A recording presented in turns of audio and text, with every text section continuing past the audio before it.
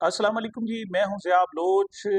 2023 کا آخری سورج اپنی تمام تر رعنائیوں، تمام تر رنگینیوں، تمام تر دکھوں اور تمام تر خوشیوں کے ساتھ ڈوب چکا ہے، اور اس وقت 2023 کے حوالے سے مختلف سوالات کیے جا رہے ہیں کہ 2023 میں کیا کھویا، کیا پایا، کیا اچھے واقعات ہوئے، کیا برے واقعات ہوئے۔ ایسے میں مجھے ایک سوال میرے دل کو بالکل کھائے جا رہا ہے کہ آخر کیا وجوہات ہیں کہ وہ شخص جو 70 سال تک قوم کا ہیرو رہا، جو 70 سال تک شہزادوں جیسی زندگی گزارتا رہا، آج 2023 کے اختتام پر جب اس کی عمر 71 سال ہونے والی ہے، وہ اس وقت زندگی کی بدترین قید میں کیوں ہے؟ اس کو جسے سر آنکھوں پہ بٹھانا چاہیے تھا پوری قوم کو، وہ جس کی خدمات کو خراج تحسین پیش کرنا چاہیے تھا، وہ جسے ٹرائیبیوٹ پیش کرنے چاہیے تھے، آج ہماری پاکستانی قوم نے اسے اڈیالہ کے ایک چھوٹی سی کال کوٹڑی میں کیوں بند کیا ہوا ہے؟ ایسے میں سوال پیدا ہوتے ہیں کہ کچھ نہ کچھ تو آخر غلطیاں رہی ہوں گی، کچھ نہ کچھ تو وجوہات رہی ہوں گی، کچھ نہ کچھ تو خامیاں ہوں گی کہ جس کی وجہ سے یہ تمام صورتحال پیدا ہوئی۔ ایسے میں میں آج ڈھونڈنے کی کوشش کر رہا ہوں کہ آخر عمران خان صاحب کی کون سی سب سے بڑی غلطی تھی کہ وہ اس حال تک پہنچے، اور اب بھی وہ اس سے نکلنے کی کوشش کر رہے ہیں، اور اس کے امکانات کیا نظر آ رہے ہیں۔ اس حوالے سے جناب بہت ساری باتیں کی جاتی ہیں۔ سب سے پہلے بات تو یہ کی جاتی ہے کہ جناب یہ جو قومی اسمبلی کا چھوڑنا تھا گزشتہ سال 2022 میں، وہ بڑا غلط تھا۔ انہیں قومی اسمبلی میں بیٹھنا چاہیے تھا۔ اسی طریقے سے کہا جاتا ہے کہ انہیں پنجاب اسمبلی کی نہیں توڑنی چاہیے تھی، سرحد اسمبلی نہیں توڑنی چاہیے تھی۔ میرے پلے یہ نہیں پڑتا، مجھے یہ بات سمجھ نہیں آتی۔ کیا اگر عمران خان اسمبلیاں نہ توڑتا تو کیا اسمبلیوں میں وہ موجود ہوتا؟ اس کی حکومت ہوتی؟ ہرگز نہیں ہوتی۔ قومی اسمبلی میں اس نے چھوڑی اس وجہ سے کہ اس کی حکومت چھین لی گئی تھی، اس کے ارکان اسمبلی اس سے چھین لیے گئے تھے، اور لوٹوں کی ایک فوج تھی جو بتدریج بڑھ رہی تھی۔ اور ایک بات یاد رکھیے گا، اگر وہ قومی اسمبلی نہ چھوڑتا اور وہیں بیٹھا رہتا تو یہی پی ٹی آئی کا ایک فارورڈ بلوک بنتا، اس وقت پیٹریاٹ بن جاتا اسی وقت، اور شاید اسی پرویز خٹک کی زیر قیادت ہی بنتا۔ اور وہ کام جو دو تہائی اکثریت نہ ہونے کی وجہ سے پی ڈی ایم کی گورنمنٹ نہیں کر سکی، یہ کر چکے ہوتے، یہ تمام ترامیم بھی کر چکے ہوتے۔ نہیں، وجہ کیا تھی کہ عمران خان کے قومی اسمبلی چھوڑ دینے کی وجہ سے انہیں دو تہائی اکثریت میسر نہیں آئی، نہ وہ صدر مملکت کو ہٹا سکے، نہ نیب کے حوالے سے ترامیم کر سکے، اور انہوں نے اگرچہ قانون سازی کی لیکن اب وہ قانون سازی ان کے گلے پڑ رہی ہے کیونکہ وہ دو تہائی اکثریت سے نہیں ہے۔ اگر عمران خان صاحب قومی اسمبلی میں بیٹھے ہوتے تو یہ سب کچھ ہو چکا ہوتا، اور عمران خان اکیلے بیٹھے ہوتے، نہ مقبولیت ہوتی، نہ قبولیت ہوتی، نہ عوام کا ساتھ ہوتا، نہ پارلیمنٹ کا ساتھ ہوتا، اور ایسے برے طریقے سے عمران خان کے ساتھ سلوک کیا جاتا کہ الحفیظ علمان۔ اب آتے ہیں جناب صوبائی اسمبلی۔ صوبائی اسمبلیوں کے حوالے سے میں پہلے کہہ چکا ہوں، آپ کا کیا خیال ہے کہ اگر وہ اسمبلیاں نہ توڑتے تو ان کی حکومت برقرار رہتی؟ وہ کہتے جی پنجاب اسمبلی تو شاید حمزہ شہباز صاحب نے چھین لینی تھی کیونکہ ان کے ساری تیاریاں کر لی تھی، آخر وقت میں 276 ووٹ کا جو عدم اعتماد کا ووٹ لے لیا، اس کی وجہ سے جناب کیلکولیشنز کچھ غلط ہوئی۔ یہ بالکل درست ہے۔ اگر عمران خان اسمبلیاں نہ توڑتے تو پنجاب اسمبلی پر مسلم لیگ نون کا قبضہ ہوتا، اور وہ حشر کیے جاتے پی ٹی آئی کے، جو لانگ مارچ میں بھی نہیں کیے گئے، جو 9 مئی کے واقعات میں بھی نہیں کیے گئے۔ ایسا اس طرح برے طریقے سے حال کیا جاتا، اور یہ اسمبلی توڑ دینا تھا کہ گیم نہ صرف عمران خان کے ہاتھ بلکہ اس کے مخالفین کے ہاتھ سے بھی نکل گئی۔ اب یہاں پر سوال کیا جاتا ہے جی خیبر پختونخوا اسمبلی میں تو آپ کو اکثریت تھی، تو وہاں پیٹریاٹ نہیں تھا؟ وہاں اگر مرکز میں قومی اسمبلی میں جناب اگر پیٹریاٹ بنتی، اس وقت پاکستان تحریک انصاف پارلیمنٹیرین بنتی، یا پیٹریاٹ بنتی، یا کچھ اور بن جاتی، تو آپ کا کیا خیال ہے؟ خیبر پختونخوا میں نہ بنتا، خیبر پختونخوا میں بھی ایسا ہو جاتا۔ اور اس کی دو میں انڈورسمنٹ کر رہا ہوں اس کی، دیکھیں اگر یہ جو آزاد کشمیر اسمبلی ہے اس میں تو نہیں تھا نا، وہ تو ان کی حکومت تھی۔ کیا آج عمران خان کی وہاں حکومت ہے؟ کیا تحریک انصاف کی آج وہاں حکومت ہے؟ اچھا اسے چھوڑے، گلگت بلتستان میں تو دو تہائی اکثریت تھی، پھر وہاں کیا ہوا؟ کیا آج وہاں جو ان کا وزیر اعلیٰ ہے وہ اس وقت بدترین صورتحال میں ہے. وہ واحد شخص ہے جو چھوڑ کر نہیں گیا پی ٹی آئی، خالد خورشید، اور اب تک وہ جناب پی ٹی آئی اور عمران خان کے ساتھ ہے، لیکن اسے اس کی کتنی قیمت چکانا پڑی ہے کیا آپ کو اندازہ ہے؟ تو یہ بات تو میں مانتا نہیں کہ ایسا ہوا اور جناب قومی اسمبلی چھوڑنے یا صوبائی اسمبلیاں توڑنے کی وجہ سے عمران خان اس حال میں پہنچا ہے. تو ہوا کیا؟ اس کے بعد رہ جاتا ہے 9 مئی. جی 9 مئی کا جو واقعہ تھا وہ بڑا غلط تھا، وہ بہت ظلم کیا جناب. کس نے ظلم کیا؟ کس نے غلط کیا؟ اس وقت جو پی ٹی آئی کے بدترین مخالف ہیں، کیا وہ کہہ سکتے ہیں کہ یہ کوئی جناب دہشت گردانہ کارروائی تھی؟ یہ بتائیں. کیا یہ لوگ جو احتجاج کرنے گئے تھے، کیا یہ اپنے ساتھ اسلحہ لے کر گئے تھے؟ کیا یہ حملہ کرنے گئے تھے یا احتجاج تھا؟ اس سے پہلے میں آپ کو تھوڑا سا ڈفرینسز بتا دیتا ہوں. ایک ہوتا ہے حکمت عملی اور ایک ہوتا ہے بے غیرتی، اور اس میں یقین رکھیے گا ایسے بال برابر فرق ہوتا ہے. ایک وقت میں وہ چیز حکمت عملی ہوتی ہے، لیکن تھوڑی دیر بعد وہ بے غیرتی میں کنورٹ ہو جاتی ہے. اور یہ جو لوگ غیرت مند ہیں وہ شاید میری اس بات کو احساس کریں اور نوٹ بھی کریں. اگلی بات، مزاحمت اور بغاوت، اس میں بہت سلائٹ سا منیوٹ سا ڈیفرنس ہوتا ہے. جو مزاحمت کی انتہا ہوتی ہے وہاں سے بغاوت شروع ہوتی ہے، اور مزاحمت کو برا نہیں سمجھا. کل اجلاس تھا جناب مسلم لیگ نون کا، اور اس میں محترمہ مریم نواز صاحب کی بڑی تعریف کی جا رہی تھی. وجہ کیا ہے جی محترمہ مریم نواز صاحبہ مسلم لیگ نے میں جو مزاحمت کی ہے سب سے بڑی تصویر بن کے ابھری ہے جناب. وہ کہہ رہے کہ کمال کر دیا. انہوں نے کہا جی جب نیب پر جناب وہ گئی تھی اور اپنے ساتھیوں کو لے کر، وہ لمحہ ان کی جناب قیادت کا عروج تھا. نیب پر آپ کو یاد ہے نا، مطلب ہزاروں لوگوں کو لے کر نیب پر حملہ، جب نیب نے بلایا تھا تو حملہ، اور آپ کو پتا ہے ٹرک لے کے گئی تھی جس میں جناب پتھر تھے. ایک بات یاد رکھیے، پھر وہی میرے لفظوں پر غور کریں کہ مزاحمت اور بغاوت میں بھی ایسے بال برابر فرق ہوتا ہے، اور اسی طریقے سے احتجاج اور تشدد میں بھی ایسے منیوٹ سا فرق ہوتا ہے، بالکل تھوڑا سا فرق ہوتا ہے. یہ بات سب مانتے ہیں کہ عمران خان نے بغاوت نہیں کی، وہ شخص باغی نہیں ہے. اس وقت بھی پی ٹی آئی شاید باقی جماعتوں سے زیادہ لائل ہے، پاکستان کی سب سے زیادہ لائل ہے.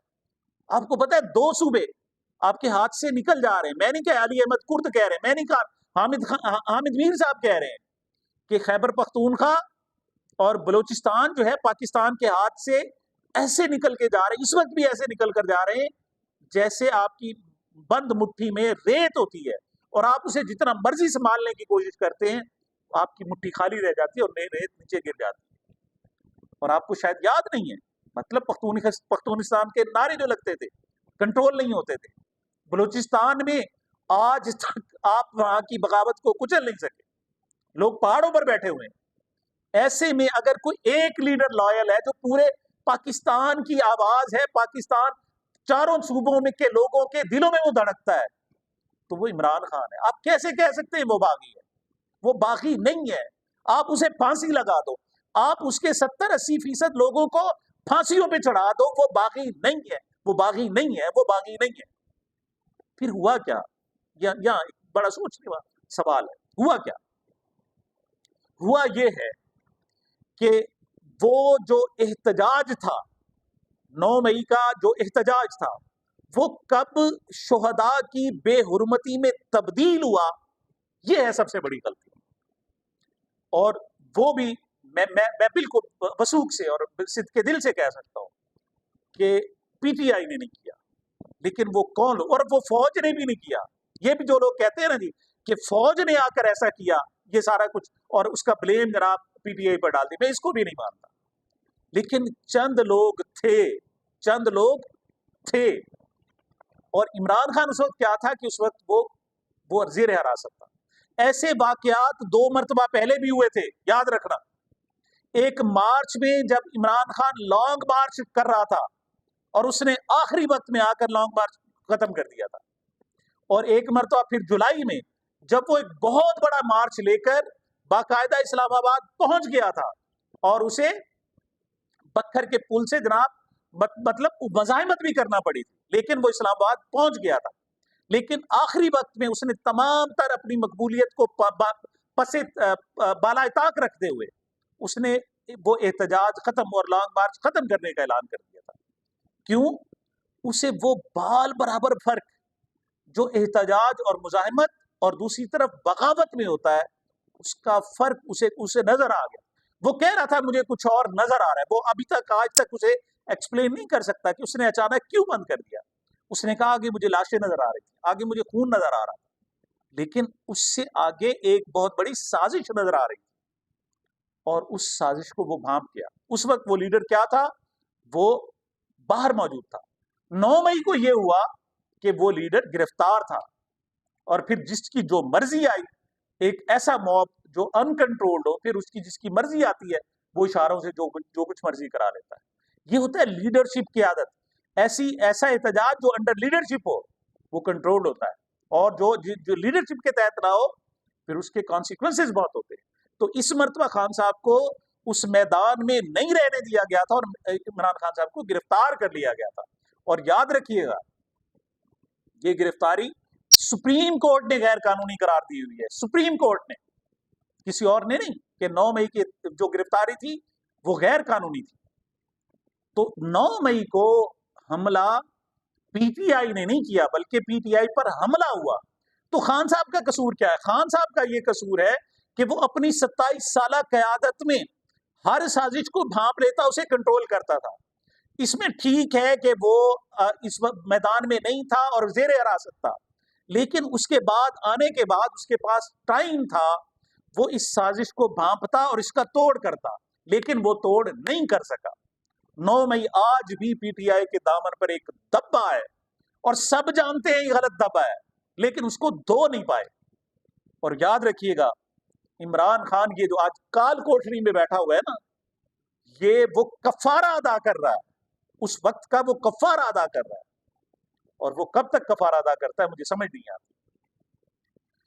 اور یہ لوگ جو کہتے ہیں نا جی کہ یہ عمران خان صاحب کا جیل میں بیٹھنا ایسے ہی شاید ضائع چلا، نہیں، ایسا نہیں ہوگا، ایسا نہیں ہوگا. ایک حقیقی آزادی پر بھی بڑی جناب تنقید کی جاتی ہے کہ کیا مطلب ہے انگریزوں سے ہم نے آزادی حاصل کر لی، اب کس کے انڈر ہے جناب؟ کیسی آزادی؟ بھائی یہ انگریزوں والی آزادی نہیں ہے. یہ بتائیں آزاد صحافت کے لیے جناب جب آپ قربانیاں دے رہے ہوتے ہیں اور ہم کہتے ہیں جی ہم نے بڑی قربانیاں دی ہیں آزاد صحافت کے لیے، وہ کیا انگریزوں کی غلامی ہوتی ہے؟ وہ آزادی کس سے ہوتی ہے؟ بھائی معاشرے کے اندر رہتے ہوئے آزادی آپ کو چاہیے ہوتی ہے، اور یہ آزادی حاصل کرنے کا عمل ختم نہیں ہو جاتا. امریکی معاشرے میں آج بھی جاری ہے، آج بھی وہاں قانون سازی ہوتی ہے. کیا وہ شہری آزادیوں کا تحفظ کرنا جانتے ہیں؟ وہ چاہتے ہیں کہ وہاں تحفظ ہو. عمران خان پاکستان کی حقیقی آزادی کے لیے قربانیاں دے رہا ہے.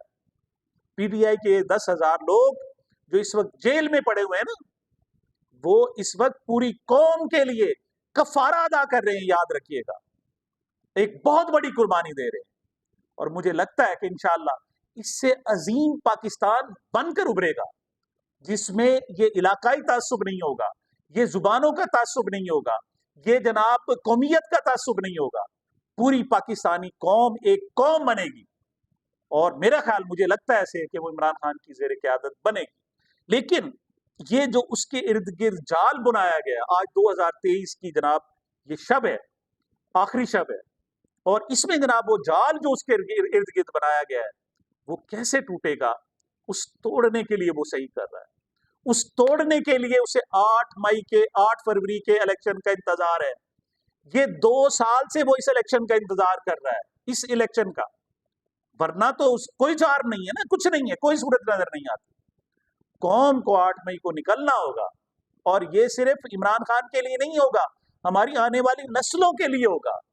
تمام تر ظلم کے تمام تر جناب بدترین فسادیت کے باوجود 8 فروری کو قوم کو باہر نکلنا ہوگا. اور یہ واحد ووٹ کی جناب وہ طاقت ہے جس سے آپ حقیقی آزادی حاصل کریں گے. تو خان صاحب ایک مقصد کے تحت، لیکن انفارچونیٹ ہے، سیدھی سی بات ہے، کسی کو بھی اچھا نہیں لگ رہا، ظلم ہے، ظلم کی انتہا ہے، لیکن قوم کے لیے قربانیاں دینی پڑتی ہیں، ایسا نہیں ہے. اور آزاد عدلیہ کیا ہوتی ہے؟ آپ جانتے ہیں نا آزاد عدلیہ؟ تو کیا مطلب وہ کسی کے جناب غلامی میں ہوتی ہے کیا؟ یہ جناب وہ ہے، یہ جو حقیقی آزادی کا نعرہ ہے اسی ضمن میں ہے، اسی طرح ہے کہ جناب آپ اسی معاشرے میں رہتے ہوئے اپنی جو معاشرتی آزادی حاصل کر رہے ہوتے ہیں، اپنے حقوق کی آزادی، بیسک ہیومن رائٹس کی آزادی، آپ میڈیا کی آزادی، عدلیہ کی آزادی، شہری آزادی، اور اپنے جناب سوچ کی آزادی، آپ قول و فعل کی آزادی، آپ جناب بات کرنے کی آزادی، آپ چلنے پھرنے کی آزادی، یہ ایسے حاصل نہیں ہو جاتی۔ اس وقت بہت سارے گنجلک قسم کے جال ہیں جو ہماری ان آزادیوں کو، وہ کبھی جاگیردارانہ انداز میں ہوتا ہے، کبھی جناب وہ ہمارے یہاں اسٹیبلشمنٹ کے، کبھی وڈیرائزم کے شکل میں ہوتا ہے، کبھی جناب سرمایہ دارانہ نظام کی شکل میں ہوتا ہے، اور پھر ان سے پھر آزادی حاصل کی جاتی ہے۔ بہرحال میری دعا ہے کہ اللہ تعالیٰ آنے والا جو سال ہے وہ پاکستان کے لیے خوبصورت بنائے، عمران خان کو اس آزمائش سے نکالے اور پاکستان کو اس آزمائش سے نکالے۔